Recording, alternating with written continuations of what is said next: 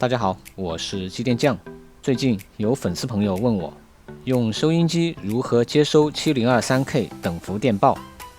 本期视频我们做个实验，研究一下这个问题。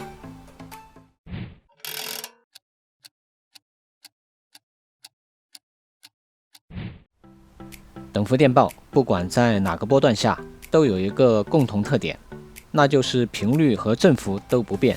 调频、调幅收音机只有可能看见等幅电报，但是是听不到的。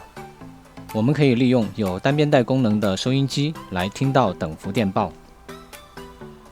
实验开始之前，我们简单的了解一下单边带信号的特点。我们不去展开那些繁琐的理论和计算，只需要知道上边带的频率是载波频率加声音频率，下边带的频率是载波频率减声音频率。如果我们假定等幅电报的声音是1000赫兹，例如这个声音，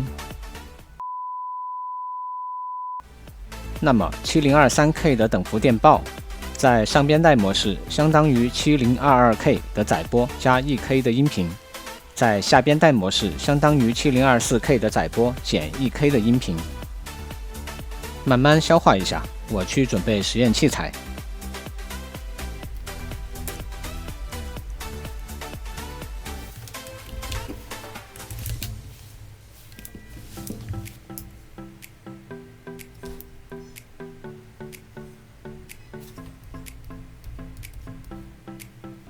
用下面那个小仪器产生 7023K 的等幅电报信号，收音机设定在 7023K 调幅接收，从外置天线孔把等幅电报信号送入收音机。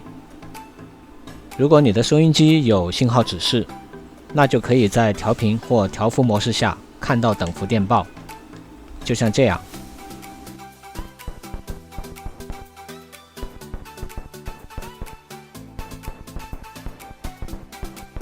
现在我们进入上边带模式，把收音机的频率降低到7022，那么收到的7023减去本机频率7022，就得到1000赫兹的音频，就像这样。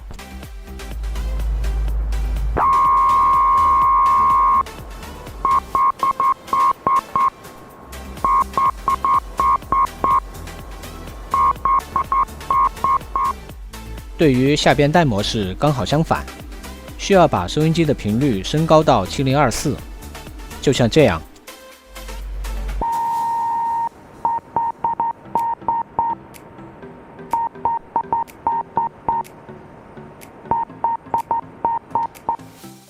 可能上下调1K 会比较麻烦，不过还可以用单边带的拍频调节旋钮。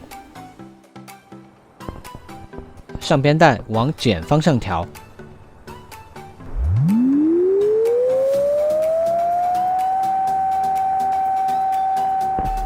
下边带往加方向调。